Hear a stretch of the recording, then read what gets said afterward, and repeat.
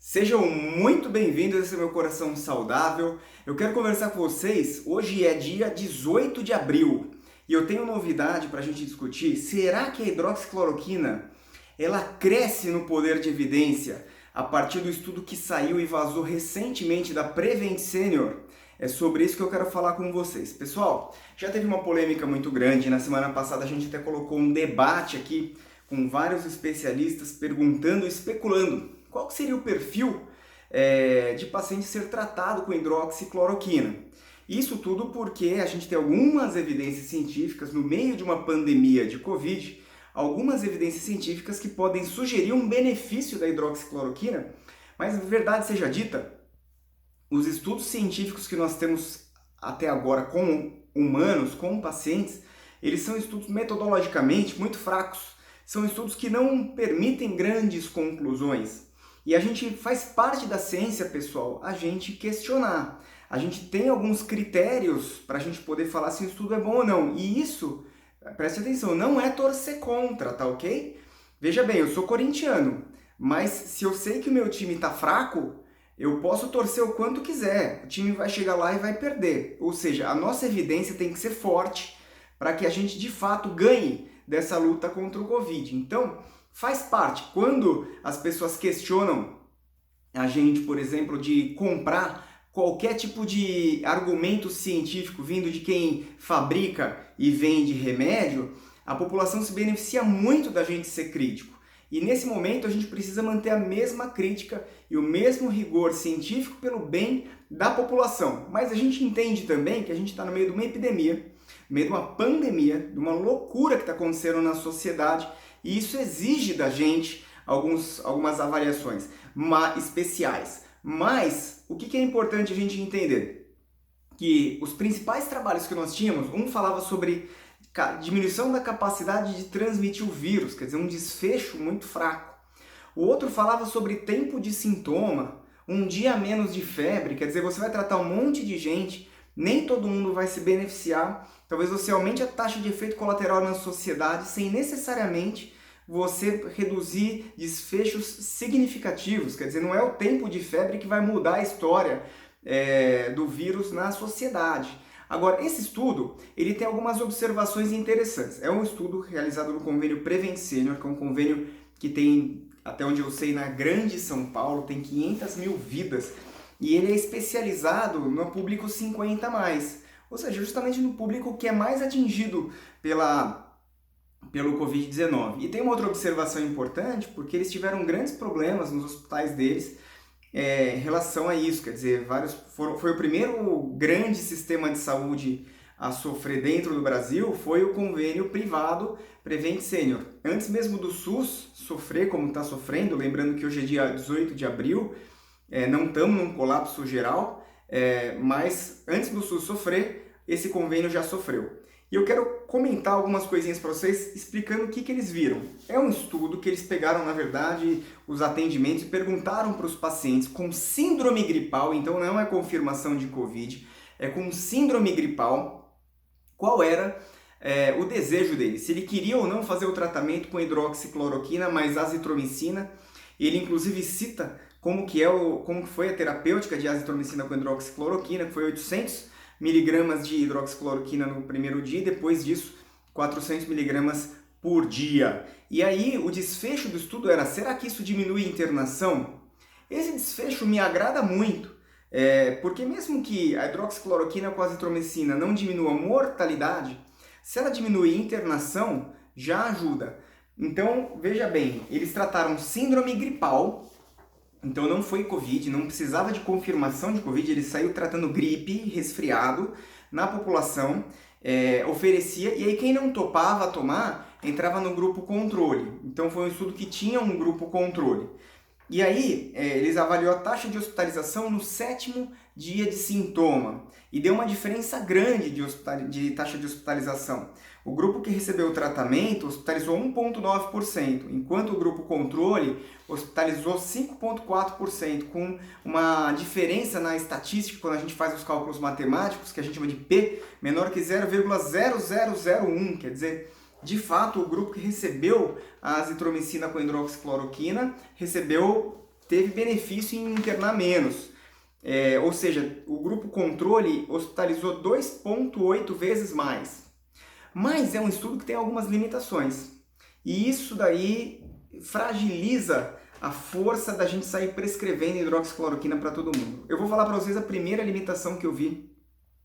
A primeira de todas é que é um estudo que a gente fala que é não randomizado, quer dizer, a gente deveria ter, do ponto de vista científico, o grupo controle, que não quis tomar remédio, e depois quem topava tomar remédio, seria interessante a gente fazer o grupo placebo, ou seja, comparar com o placebo. Eu não sei do ponto de vista de comitê de ética, se o comitê de ética liberaria esse tipo de estudo, porque tem toda uma discussão do momento que a gente está vivendo, mas do ponto de vista científico, você precisaria, para ter uma evidência mais robusta, separar esses dois grupos, em grupo placebo e duplo cego, ou seja, nem o médico que prescreve, nem o paciente que toma sabe se ele está tomando o remédio certo ou não, e do outro lado, o grupo com tratamento, o grupo que receberia o remédio de verdade.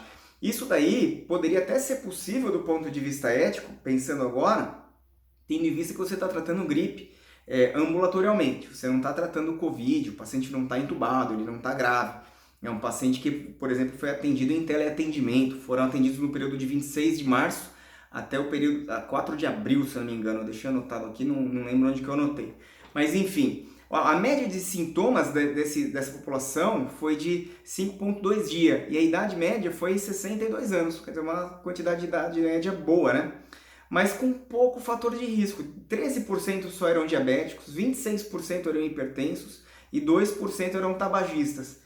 E talvez o que mais fragiliza ainda, na minha opinião, essa análise de comparação é porque das pessoas que fizeram tomografia, nem todas fizeram, mas daquelas que fizeram, o grupo tratamento, 70% tinha imagem de Covid.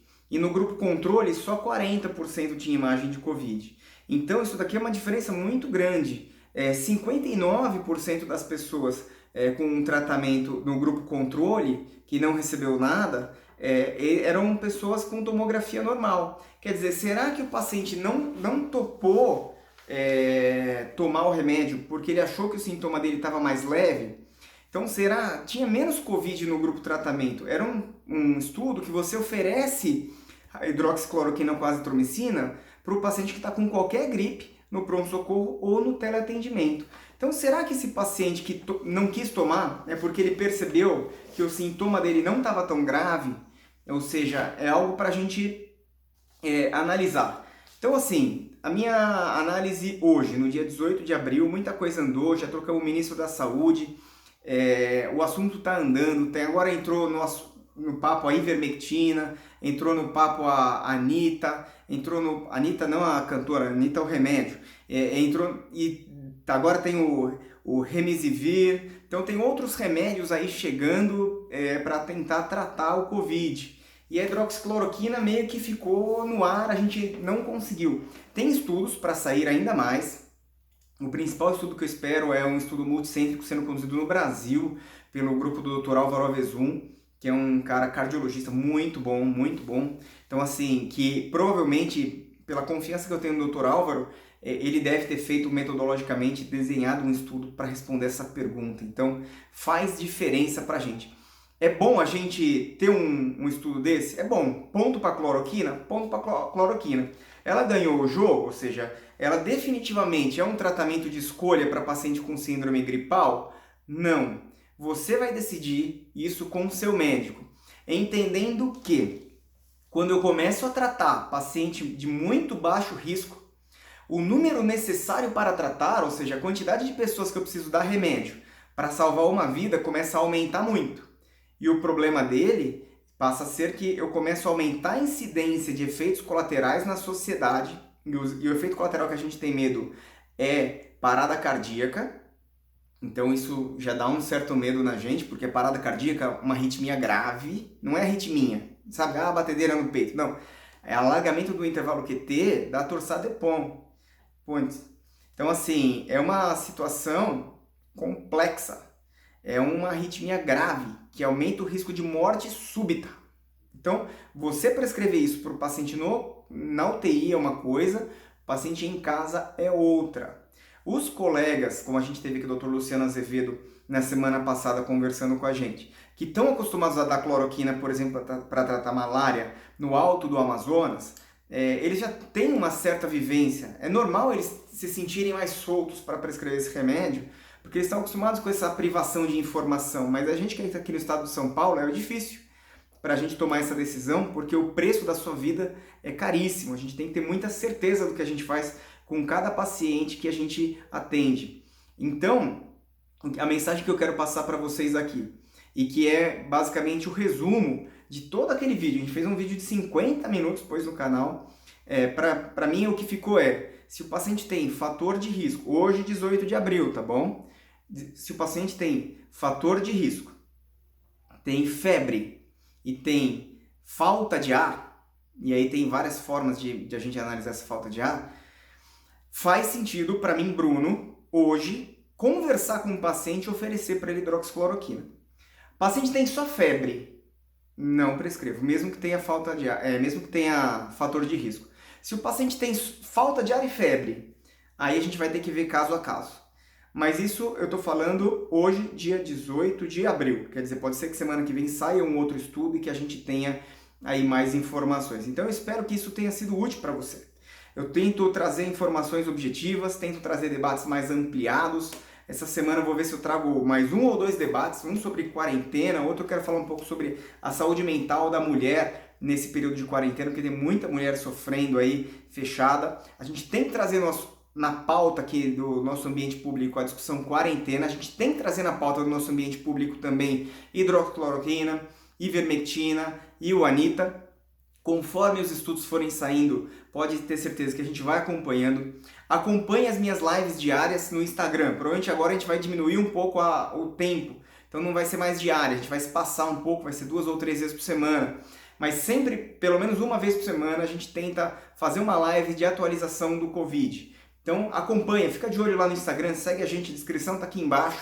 E, enfim, fique de olho e acompanhe gente que você confia. E eu agradeço muito por você estar assistindo esse vídeo até o final e confiar na gente. E você assistindo esse vídeo até o final, segue o canal, curte o vídeo, por favor, compartilha com seus amigos. A gente tem que fazer informação precisa, de qualidade, para a gente poder ajudar e prestar um serviço e não um desserviço à população. Um forte abraço para vocês.